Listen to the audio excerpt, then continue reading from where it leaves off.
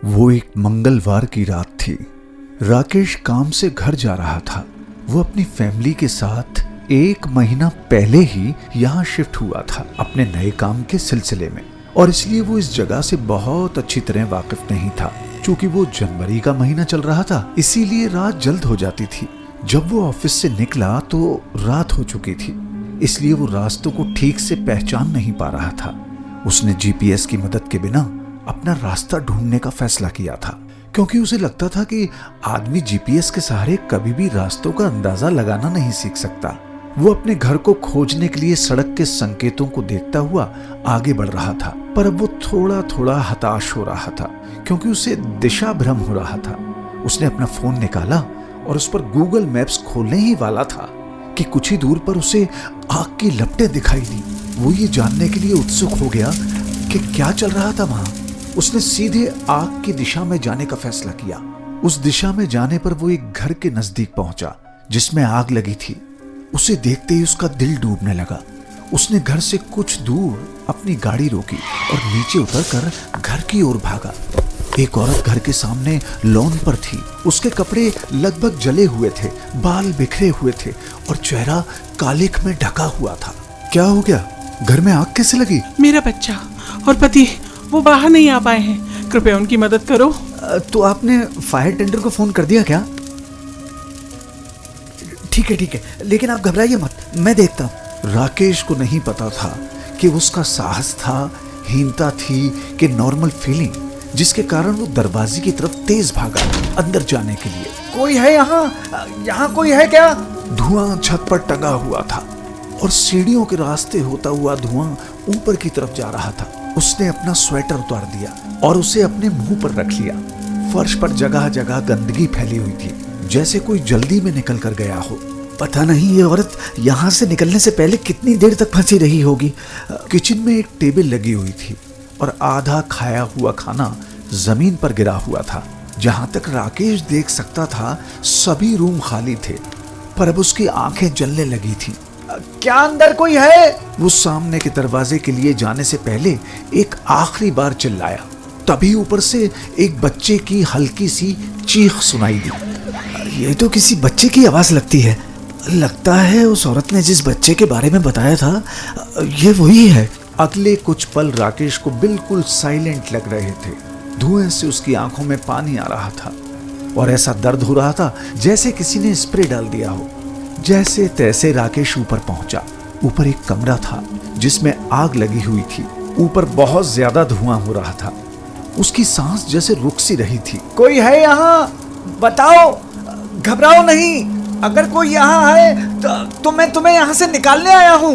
एक डरपोक की तरह उसने वापस जाने का फैसला किया ही था कि उसे किसी इंसान की हल्की सी रूपरेखा दिखाई दी और कराने की आवाज भी आई। वो रेंग कर उसकी तरफ जाने लगा और तभी उसे लगा कि उसके हाथ पर किसी ने अपना हाथ रखा और उस हाथ ने उसके हाथ को कसकर पकड़ लिया।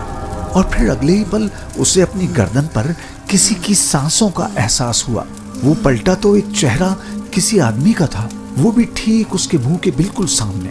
इस बच्चे को छोड़ के मत जाना, इसे बचा लो, मैं तुम्हारा एहसानमंद रहूंगा हमेशा।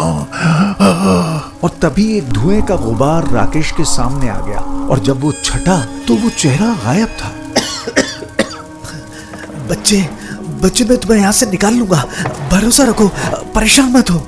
राकेश ने उस बच्चे को कारपेट के साथ जल्दी से खींचा और अपने कंधों पर उठाकर स्टेयर से नीचे उतरने लगा। उसे ऐसा लग रहा था कि बस वो बेहोश होने वाला है। उसने धक्का देकर सामने का दरवाजा खोला और बाहर की तरफ भागा। उसके बाद उसने उस बच्चे को सेफ जगह देखकर दीवार के सहारे खड़ा कर दिया और उस औरत की तरफ इशारा करते हुए बोला, वो रहा आपका बच्चा, वो रहा। लेकिन आपने उस बच्चे के बारे में तो कुछ बताया नहीं था। वो औरत उसकी बात अनसुनी करके साइड से निकलकर तेजी से भागती हुई उस बच्चे की तरफ पहुंची, लेकिन उस बच्चे ने कोई जवाब नहीं दिया। वो तो बस खांस रहा था। लग रहा था जैसे उसने उसकी बात ही नहीं सुनी। राकेश ने अपनी आंखें रगड़ी और धुंधली नजर से देखा कि वो एक 6-7 साल का बच्चा था। वो दीवार के सहारे खड़ा होकर उसे ही देख रहा था। आपको इतनी बड़ी बेवकूफी नहीं करनी चाहिए थी। आप इससे अकेला छोड़कर बाहर आ गई? मुझे नहीं पता था कि मुझे क्या करना चाहिए था। मुझे डर लग रहा था। मगर बताओ, क्या तुमने मेरे पति को अंदर देखा? उन्हें क्यों नहीं लेकर आए? राकेश उस औरत की बात सुनकर हैरान था और मनी मन सोच रहा था, कमाल है, मैंने अपनी जान पर खेल कर जलते हुए घर में घुसकर इस बच्चे की जान बचाई। थैंक्स बोलना तो दूर, इस औरत को खाली अपनों की चिंता लगी है। मेरी जान की कोई परवाह ही नहीं। कैसी खुदगर्ज औरत है। चलो अच्छा हुआ ये फायर टेंडर वाले आ गए, अब सब ठीक हो जाएगा। पर ये घर तो लगभग पूरा ही जल चुका है। तब तक पड़ोसी आसपास इकट्ठा होना शुरू हो गए थे। थोड़ी देर में 2 फायर टेंडर्स आ गए और उस जलते हुए घर पर पानी बरसाने लगे। तभी उनमें से एक आग बुझाने वाले ने राकेश से पूछा, सर कोई और भी अंदर फंसा है क्या? हाँ, मुझे लगता है एक आदमी और है, पर मैं उसे बचा नहीं पाया। पर मैंने इस बच्चे को बचा लिया जलने से। और वो औरत जो उस बच्चे के साथ है, तुम्हारे पीछे दाईं तरफ, वो औरत तो खुद ही बाहर आ गई थी। कौन सी औरत सर? अरे वो तो रही, अपनी दाईं तरफ पीछे देखो। आप किसकी बात कर रहे हैं? मुझे समझ नहीं आ रहा। बच्चा तो है मगर औरत नहीं दिख रही। राकेश उसकी बात सुनकर दंग रह गया और जल्दी से पीछे मुड़कर देखा। वो औरत जा चुकी थी। ऐसा लग रहा था जैसे वो कभी यहाँ थी ही नहीं। ऐसा कैसे हो सकता है? वो औरत अभी यहीं थी। मैं ही उस बच्चे को आग से बचाकर अंदर से लाया था और उस औरत ने मुझसे रिक्वेस्ट भी की थी उस बच्चे को बचाने की। वो आग बुझाने वाला राकेश की तरफ उलझन से देख रहा था। अब आप ठीक से सांस ले पा रहे हैं सर? हाँ, मगर बहुत अच्छी तरह से नहीं। आप ये मास्क पहन लीजिए, आपको थोड़ी राहत मिलेगी। तभी एक दूसरी आवाज आई, हेलो, मेरा नाम शोभित है, मैं थोड़ी ही दूर पर रहता हूँ। अब मिस्टर शोभित, हमें जरा 2 मिनट दीजिए। हाँ सर, क्या अब आप कंफर्टेबल हैं? हाँ, अब मुझे ठीक लग रहा है। जिस औरत के बारे में ये बात कर रहे हैं उन्हें तो मैंने नहीं देखा, पर हाँ, इस घर में मिस्टर एंड मिसेस शुभांकर रहते थे अपने 7 साल के बेटे जय के साथ, लेकिन वो तो मर चुके हैं। शोभित की बात सुनकर राकेश को एक अलग एहसास ने घेर लिया, एक आतंक के एहसास ने, एक डर के एहसास ने। मतलब मैंने भी उस बच्चे को बचाया, और वो औरत भी तो यही थी। क्या मतलब है तुम्हारा? मिस्टर एंड मिसेस शुभांकर पति पत्नी की एक एक्सीडेंट में गाड़ी में आग लगने की वजह से मौत हो गई, पर उनका बेटा बच गया जो इस घर में उस केयर टेकर हरिराम के साथ रहता है।